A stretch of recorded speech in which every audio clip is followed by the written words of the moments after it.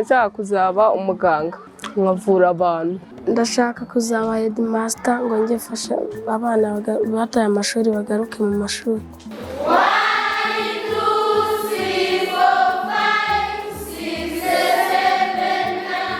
Education is one of the most important investments parents can make in their children. According to Save the Children Rwanda Country Office's strategic plan for 2022-2024, all children must benefit from an inclusive and equitable basic education. UNESCO data for 2022 shows that an estimated 244 million children aged between 6 and 18 years old are still out of school around the world.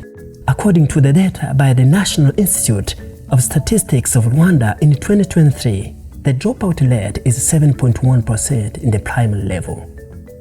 In Rwanda, Gatsibo and Gicumbi were reported to have the highest dropout rate both in primary and secondary schools.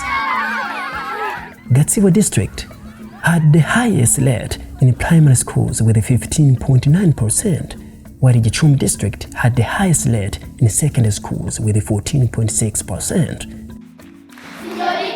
In collaboration with local government, Save the Children Rwanda identified over 3,847 children who had dropped out and returned them to school.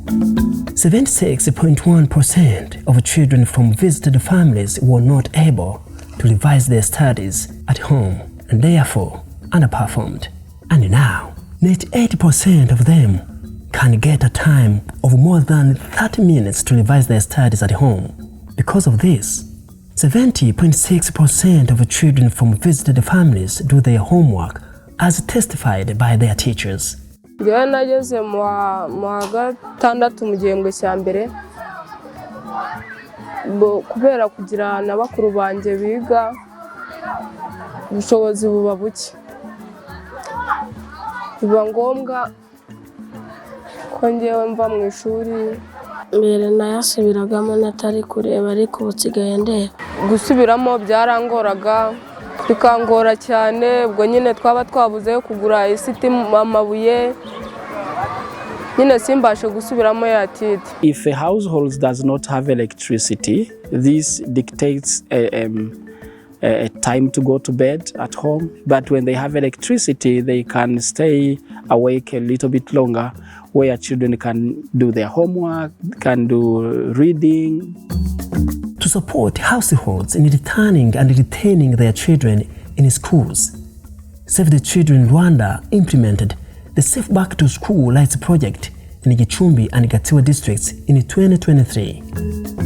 The project provided solar power kits to 840 struggling households who agreed to return and retain their children in schools, as well as those households who struggled to keep their children in school despite the severe conditions of poverty.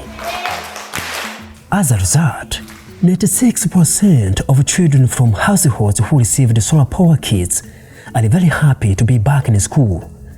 And this is motivated by learning environments at home, which has improved dramatically to 98.4% due to solar energy. The reward of solar panels to these struggling but resilient households was a motivation to other children to remain in school, and others decided to go back to school in Gatsibo and Gicumbi districts. These two districts were having big rates of school dropouts. So joining them in an effort of returning and retain children in schools was a good news to them. Ngeze mu rugo mvuye ku ishuri nkahita niyambura nkacana nkakora tide. Murasire ikindi dufasha, hari abana barumuna bagenzi be b'abaturanyi baza bagafatanya bakarebera ku uwo murasire. Haba hagaragara rwose duseka, banyigisha uko ibishushanyo bimeze, banyerekera uko abarimu mbega babigisha babinsubiriramo. Watumye niga neza, mazaza nsubiramo amasomo twize ngatsinda. Kuva yabona umurasire nese kakora homework arayikora, ubundi mu gihe atanazaga no kwiga, ariko burya iyo umwana mutanga umukoro ukabona yawukoze, mu myigire ukabona birimo biragenda, umwana ubona yuko hari icyahindutse. Biragaragara ko umwana ameze neza muri ya mahomo akakubwira, urabona ko yazamutse cyane ngendeye nko kuri aya masomo ya siyanse n'imibare usanga igora abana cyane mu bigo by'amashuri. Urabona ko arakora cyane rwose. Muri uyu mwaka akarere ka Gatsibo kari gafite umuhigo wo gucanira ingo 400, ingo mu bahifashishijwe uburyo bwa off grid. Muri porogaramu abanyeshuri bahawe ni 420. Murumva yuko ubwabyo igipimo cyari kitezwe ku muhigo w'akarere cyahise kigerwaho bitagoranye. Twabashije kuzamura uburyo abana bitabira ishuri, aho guta ishuri kw'abana kwagabanutse. Iki ngicyo tukibona mu bikorwa by'imihigo twita attendance. Musezeranyije yuko natazongera kureka ishuri kugira ngo mbashe kugera nanjye ku byo abandi bize neza bagezeho. Uyu mushinga rero turawishimira cyane kubera ko uruhare rw'umubyeyi rurimo rugenda ruzamuka mu gukurikirana umwana, ndetse aho umubyeyi nawe tugeze no ku rwego rwo kuba ibyo abashije yabasha kuyobora umwana mu gusubiramo amasomo no kumusobanurira. Hazabaho imikoranire n'abarimu kugira ngo tugume tumenye yuko abana bahawe ya mirasire batabonye proje rangiye bakabita. Every week we provide a new voucher for the electricity. That is the child who receives it because they have to be present at school. But after some time, when you realize that children have become familiar with coming to school, we are going to drop this thing of giving a weekly voucher. By those who are going to be missing class time to time, there is going to be this kind of switching off so that children keep coming. So this is a strategy to ensure that the school, home are always connected.